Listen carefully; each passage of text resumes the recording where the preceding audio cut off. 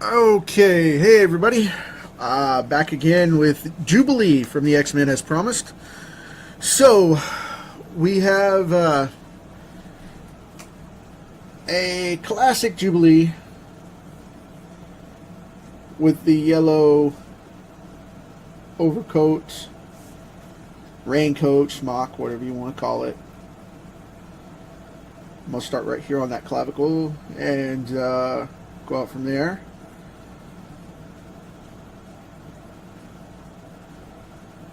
Drop shadow right here and go for it.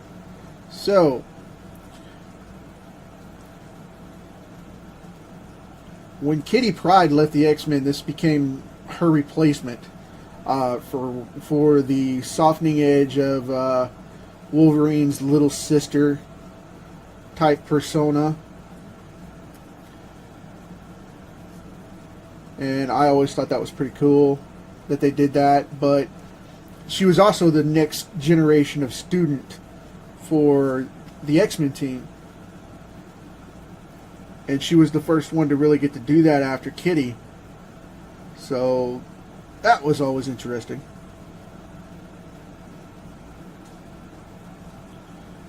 But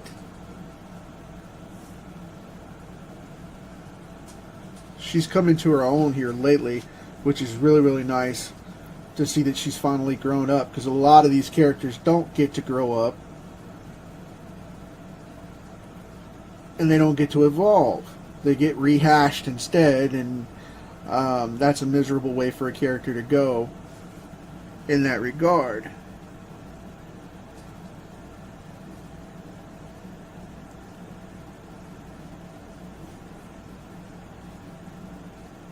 I always see this kind of a leather pleather kind of thing, almost like a rubber overcoat for the rain kind of deal. And I don't know if they ever explain what that is or not, if it's polished leather or what. But I do like to have, I almost started on that earring right there. I do like to have it just have a polished look for me personally. But it is what it is, so. To each their own, as always.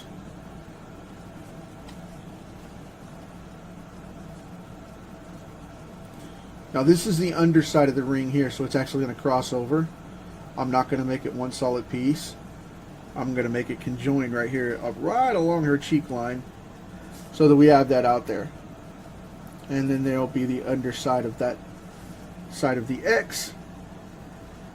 Then we'll have the cross line to go across here. And what I was going to do was I was going to put a little bit of a line to give it just that little bit of jewelry style lip that a lot of this stuff has. And I want it to look a little dinged up, like stuff has exploded and maybe bent her earrings just a little bit. And as you can see here, I've got the earbuds in her ear. So this is showing that she has evolved and gained control of her powers, at least to some limitation. Control being overcome.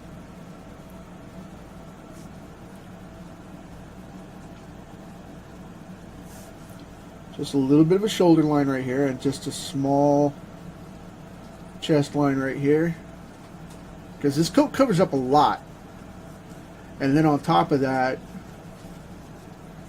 she's always been very petite and very small, so in her build.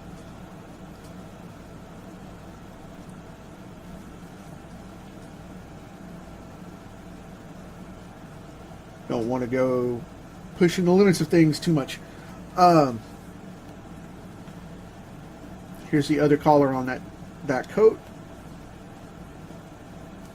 I get asked all the time about it. You know, why do you draw, you know, this or this way, that way, you know, whatever. And I don't really have an answer to a lot of that, other than the fact that I pick up stylized pieces along the way that I like and hone the craft to, you know, make it a jigsaw puzzle that I custom cut and put together for my artistic style. And you know, a lot of people don't get that, but I'm always telling people, you know, do what you like. If you like women from an artist, if you like stylized eyes from an artist, or you know, anatomy from an artist, be sure and start to study that and incorporate it into your artwork. But don't go so far as to clone them. Understand that you do the same style of artwork, in the same technique and form, but not cloning the people, because that doesn't pay respect to them. That's stealing their design. So incorporate it into your own natural style and pay attention for that, and then build it out. You know, this is something that I picked up from Mark Brooks with the sunglasses and the edging on things. You know, everybody says I have a cartoony but yet animated, you know, raised style. Well, think about that. I study a lot of different artists for that, and one of those happens to be, like I said, Mark Brooks, which I followed that guy back on, before he was famous, back on DeviantArt and a couple of the other, you know, forums and things like that he was involved with. And yeah, it's just crazy stuff.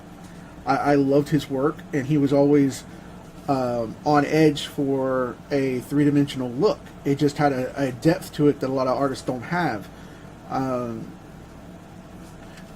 The thin lines and line variation, I like to work on that. That comes from John Byrne and you know, Art Thibert, and I like the heavier look of the lines, and I got a lot of that from Joe Modiera, you know, for example. I love the way he does thicker line work and leaves stuff with a broader scope and leaves it open rather than just chopping it up. Just a couple of examples, you know. I learned how to make women smile with their eyes, like these, you know, everybody says, wow, your eyes are phenomenal. And other than the fact that my original technique on its own of figuring out how to make eyes smile by watching models and things like that and doing a lot of practice, an artistic influence on that is actually Mike Turner. You know, Michael Turner, before he passed away, he would always draw these beautiful eyes, even though it had more of a slick Silvestri or Jim Lee image style to his overall work. He always had character warmth in the eyes, and I just found that always fascinating, and that's something I picked up along the way. You know, among other artists that do the same thing, but specifically Mike, he could always turn on these the emotion in the eyes, and just almost like no one else. And you know, I was like, okay, if he's gone, I may as well jump on that bandwagon. And you know, it's an homage to the guy, not disrespect of any means. So that's something I just do. You know, the eyes are all about that. The eyes, the face, and the hands are where the emotions are in comic creation. And I tell kids that all the time. Be sure and master your hands, master your facial expressions, because that's where it comes from. But when you're checking out and developing your own style, follow the people that influence you the most, because that's where the impact's going to come from, and that's where a lot of your style is going to be picked up. It's incorporating other people's work that you like into that and tweaking it. You know, there's a lot of those guys out there that do that. And if you don't find your style and your voice by trying what you like and what you don't, you're not going to incorporate anything else and advance. You know, that's how you learn and grow. You advance techniques that are learned prior and incorporate them into the current work that you're doing, and that's where you make your changes and your tweaks. And people don't do that enough, in my opinion, especially comic book artists. But other than that, it's just a lot of old school, sit down and bust it out and draw a lot. And I mean a lot. I warm up with probably anywhere from 500 to 1,000, maybe more sketches. in my training day. And a lot of people are like, well, you should be doing that on pages, you know. Well, yeah, I should. But the thing is, if I don't warm up and I don't get to where I'm a point of improving, then when I do your book, it's going to look the exact same as everybody else's, and it's not going to evolve. And we want my style to evolve as an artist so that when I go to draw your stuff, I don't have the exact same look each time. And it proves growth throughout the market, so you never see the same thing. Because I draw a lot of this stuff, and I mean, if you laid out 10 females, you'd know this stuff was mine, but you wouldn't see the exact same thing, which was huge in the 90s. There was a massive movement. Clearing my throat here, my allergies. But yeah, there was a massive movement in the 1990s, especially, where everybody was cloning everything, and it looked just like every other character. You know, and I mean, they all looked the same. Every woman looked the exact same, and it's like, that's my style. Well, why? You know, your style doesn't adapt to allow for different ethnicities or characters styles or whatever. I mean, that woman's supposed to be Asian, you know. You're not supposed to be drawing her and making her look like she's Irish, like Jean Grey, or, you know, whatever the character example may be.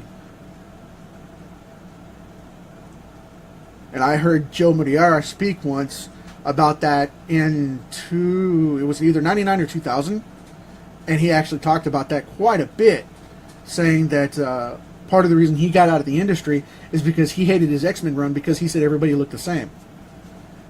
And if you look at those X-Men books, everybody did. They looked exactly the same.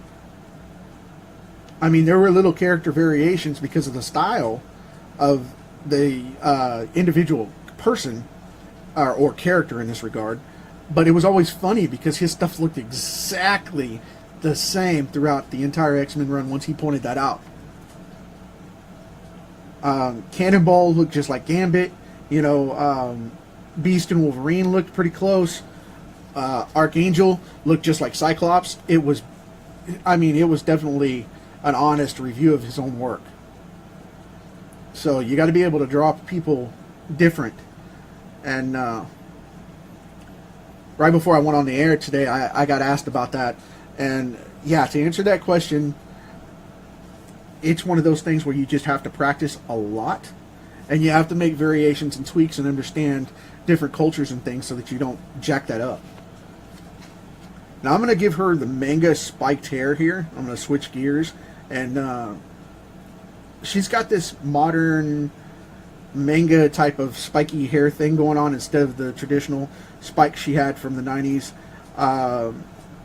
It's changed and evolved quite a bit, and she's got a modern look where it goes up over her head like this and just goes pretty much into these big cone spikes, like it's all been moosed up. But that's perfectly fine. And we've got a little homage to Wolverine over here, which I find fascinating too, because now she's got these little spikes that go up the back of her head, kind of like the old Wolverine hairdo. You got to notice stuff like that, you know. You got to pay attention to stuff like that. So we're going to go ahead and cut in her very, very bright blue eyes.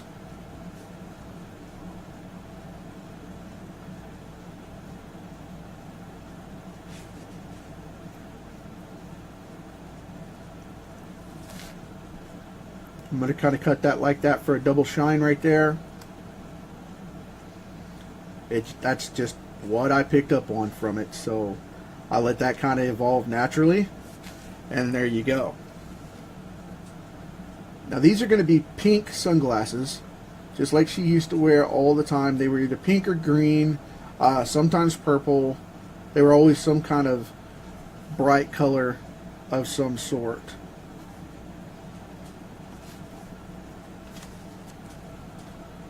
Put on this little edge here to make them pop out just a little bit. Yeah, that worked. I'm going to leave a highlight at the top of the eyebrow. Make it stand off the face just a little bit. Yeah, she's coming along fine.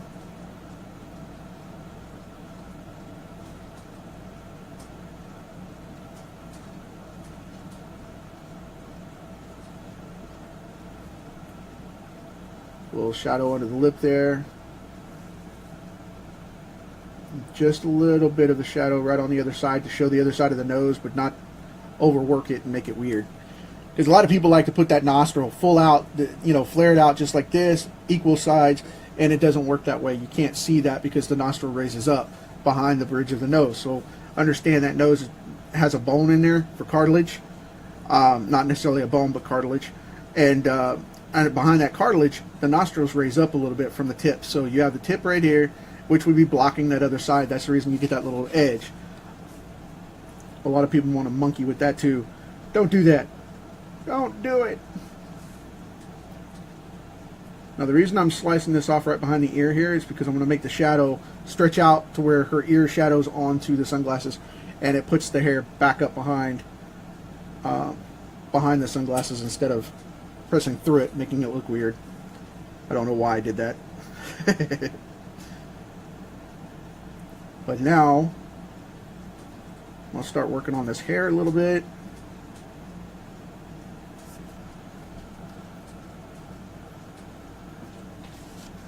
And she's forever putting her sunglasses on over her hair, which is, it's cool, I guess, but if she did all that work originally to make it pop off, it's kind of weird that she would crush it like that, but whatever works.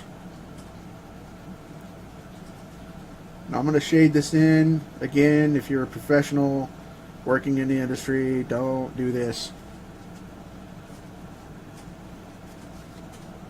Don't do this on pages. Editors will spank the daylights out of you. But I used to get ripped on that so bad. What did you do? I know I've said that a million times now with multiple cards that I do, but I'm telling you, it's one of those things. I have been the wicked stepchild of a couple of editors that have just torn me up because of that.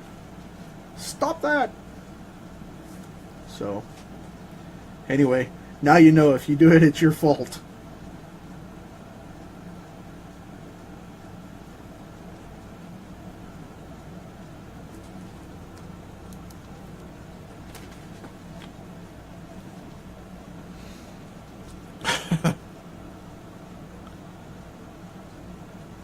Yeah, reading a couple of comments. Yeah, I got the big 90s hoop earrings. I said this was going to be an original style, an original incarnation. So yeah, that's what you got. You got a little bit of everything.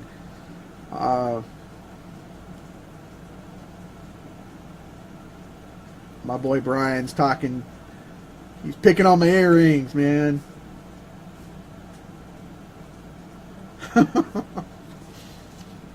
I think he's going to be doing something after a while, you guys. If you're interested, I think he's got a piece going here later. Don't hold me to that. You can check him out if you're friends with him.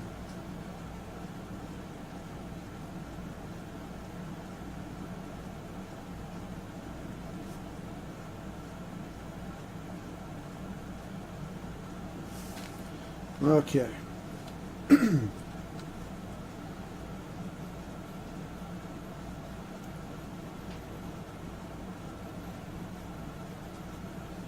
There we go. We got it shading now. Gonna kick this out, finish it up. Like I said, she's got that manga thing going on, so it's a little strange of a hairstyle, but it works for what they're doing right now.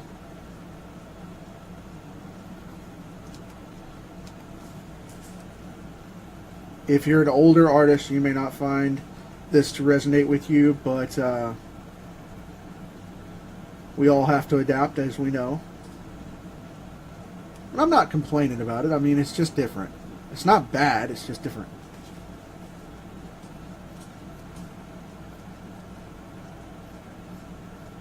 Which with every aspect of the business, we have to grow and change and whatnot. But anyway, in just a second, I'll get my big knuckles out of the way so you guys can see this.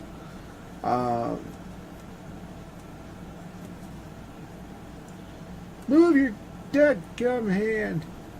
But, yeah. Yeah.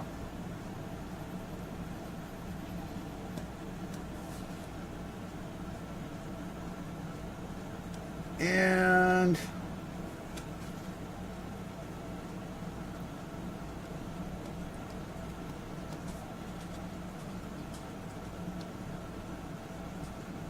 I can't remember his name for the life of me. It skipped my mind now because I wanted to say something.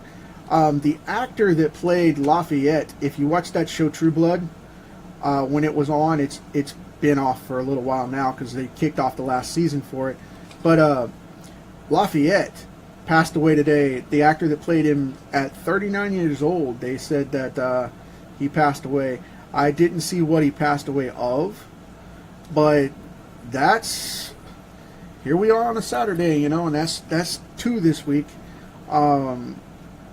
Stan Lee's wife, Joan, passed away a day or 2 back, and now that was officially announced yesterday, and now we have Lafayette passing away, and I'm not going to stop and look it up. You guys can look it up yourself. Just a sad time. A lot of people falling off, and I've seen something that I've always just, it's a personal belief, but you know, that stuff tends to happen in threes, and I'm not really a superstitious person, but I don't go provoking stuff. But yeah, I have a sad feeling we're going to have a third one come along here pretty quick. But I mean, with all the people on the planet, it's going to happen no matter what. But still, I mean, specifically this week we're going to have another one fall off in the next couple of days, and that's just horrible. So I love the dude, watched him on the movies and the shows and stuff, and was a phenomenal actor. I should have looked him up right before I came on, because I had his name in my head when I was talking with somebody offline right before I went on air, and I forgot. My mind went into that zone. It's like, nope, you can't think that. So it is what it is. Let's see. I'm going to put a little bit of a shadow. She doesn't have much of a chin, but she has a little bit of a ridge right there, because she's kind of baby-faced. And when you're drawing her, make sure you put in that little bit of a ridge. It's almost a creepy vampire-type smile. Speaking of True Blood within itself, it's almost a creepy vampire smile that she has, because her lips are very fine anyway. And then when you go to her, she has the little ridge right here, right underneath the lip, because it's very pouty, and then she has no real chin other than the straight drop off. It's not prominent. So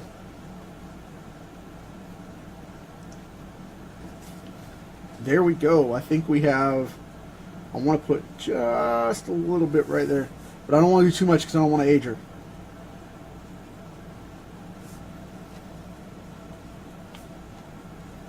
Got to put in this other shadow from the neck here. I thought that looked a little open.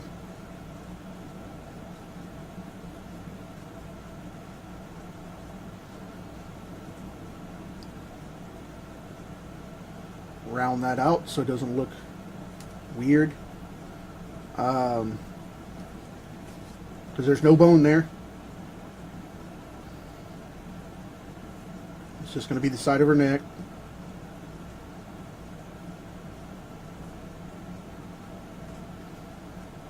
Shadow off the coat here a little bit.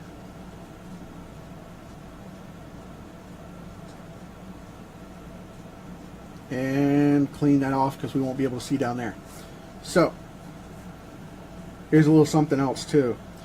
Whenever you're coloring these people, if you have raised elements like the earrings, and like the jacket and like the earbuds, be sure and shadow that stuff. You know, like right here on her forehead, when I color her, I'll put it into that zone, and I'll just add a darker flesh tone right there, and a darker flesh tone right here, and so on like that. And if you get into it to where you want to black it out, that's fine too. If you have a hard light like that. But if you got a couple multiple lights going on where it's just going to be a light shadow type of break, then go in with a flesh tone and darken it up a little bit that way, and you won't have to, you know, put long black notes down her neck or whatever and make it weird. If you don't know how to do that and don't know how to work it, practice with that and figure it out and see if it's a color tone thing, or if the lighting is going to be so aggressive that you need to have it, you know, like boom, like a spotlight, and black it out. So think about that one. But as for this though, I'm going to call it a day, other than highlighting these sunglasses right here a little bit, because I definitely want to do that. Just going to put a little bit of a light on here, and I'm going to leave it alone at that, because I don't want to mess that up. But just going to put kind of a matching light over here.